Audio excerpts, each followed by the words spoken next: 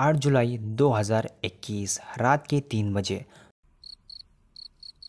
दो किन्नर एक घर के अंदर जाती है जिसका डोर खुला हुआ था और उस घर से एक 3 महीने की बच्ची को उठा लेते हैं और वो उस बच्ची के साथ वो काम करते हैं जिसे आप सोच भी नहीं सकते। और उसके बाद उस 3 महीने की बच्ची को नाले में फेंक देते हैं जहां उसकी दम घुटने से मौत हो जाती है। और आप ये शायद ही यकीन करोगे, उस किन्नर ने ये सब सिर्फ और सिर्फ 1100 रुपये ना मिलने पर किया था। लेकिन सवाल ये आता है कि सिर्फ 1100 रुपये ना मिलने पर एक 3 महीने की बच्ची को मार देना क्या सही है? और किसकी थी वो बच्ची? और क्या उसके माँ बाप को यह पता चला कि उसके 3 महीने की बच्ची अब जिंदा नहीं है? Welcome to my show, you are watching beyond the headlines with mister Ayan. आप लोगों के मन में ये सवाल तो ज़रूर आ रहा होगा, कोई भी ये रात के 3:30 बजे अपने घर का दरवाज़ा खुला रख कर क्यों सोएगा, जबकि घर में एक 3 महीने की बच्ची है। ये मर्डर केस शुरू होता है मई 8 2021 में। सचिन के घर में एक लड़की पैदा होती है। वो मुंबई के स्लम एरिया में रहती है। सचिन की फाइनेंशियल कंडीशन कुछ ठीक नहीं थी। बच्ची की माँ रात में 1 बजे बच्ची को दूध पिलाकर सुला देती है और उसके बाद खुद सोने चली जाती है। कुछ देर के बाद लाइट चली जाती है। उस टाइम गर्मियों का सीज़न था और घर में काफ़ी गर्मी हो रही थी, तो उस बच्ची की माँ घर का दरवाज़ा खोल कर सो जाती है ताकि घर के अंदर ठंडी हवा आ सके। जब रात के 3:30 बजे बच्ची की माँ उठती है, जब वो अपने बच्चे को देखती है तो बच्ची बिस्तर में नहीं थी। घर वाले काफ़ी परेशान हो जाते हैं और आस पड़ोस में अपनी बच्ची को देखते हैं, लेकिन उनकी बच्ची कहीं भी नहीं दिखती।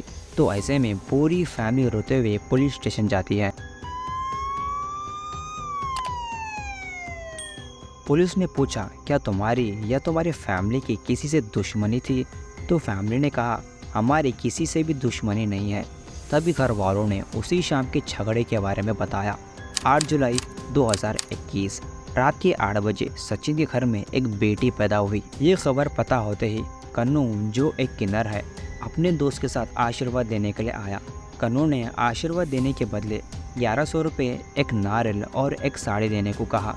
उस टाइम लॉकडाउन लगा हुआ था और लॉकडाउन में आपको पता है लोगों को पैसों के लिए काफ़ी परेशानी हो रही थी, तो लॉकडाउन के चलते उन्होंने 200 रुपये, एक नारियल और एक साड़ी देने लगे।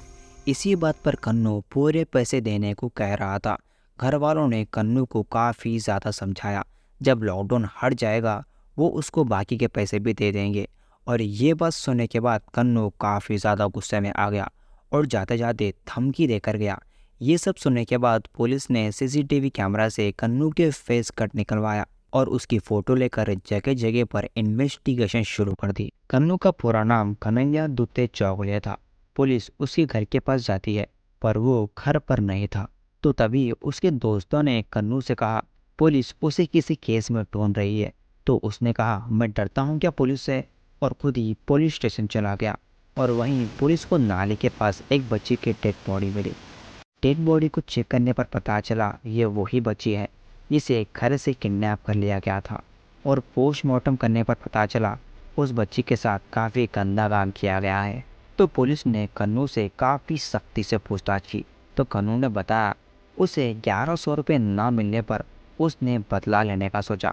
कन्नू रात के 3 बजे जब सब लोग सो रहे थे, कन्नू घर के अंदर घुसकर बच्ची को उठा लेता है और उस 3 महीने की बच्ची के साथ गंदा काम भी करता है और उसके बाद उस बच्ची को नाले में फेंक देता है, जहां उसकी दम घुटने से मौत हो जाती है। सबसे पहले मैं आपको बता दूं कि कन्नू एक किन्नर नहीं था, बल्कि एक ट्रांसजेंडर था। वो एक आदमी था जिसे लड़कियों की तरह तैयार होना पसंद था।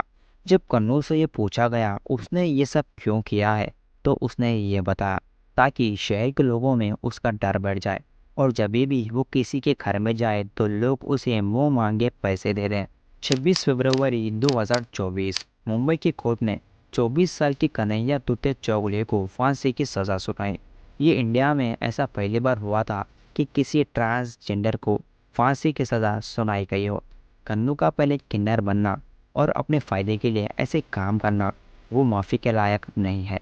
इसीलिए कोर्ट ने कन्नू को फांसी की सज़ा सुनाई। वैसे आपका क्या कहना है इसके बारे में हमें कमेंट से बताएं। मिलता हूँ अगले वीडियो में।